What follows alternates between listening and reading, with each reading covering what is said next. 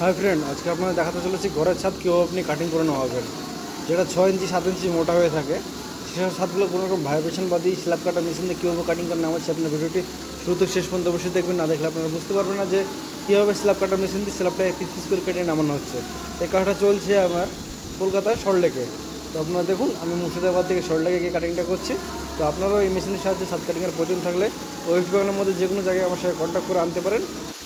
আপনাদের কাটিং কাজগুলো আমাকে হোয়াটসঅ্যাপ করে ভিডিও করে পাঠান, তারপরে আপনারা আমার সঙ্গে কন্ট্যাক্ট করবেন। শুধুমাত্র ওয়েস্ট বেঙ্গলের মধ্যে থেকে অনেক ভাইরা বাইরে থেকে কন্ট্যাক্ট করছেন আমার সঙ্গে, কারণ আমার ওয়েস্ট বেঙ্গলের মধ্যে সার্ভিস, ওয়েস্ট বেঙ্গলের বাইরে আমি সার্ভিস দিতে পারি না।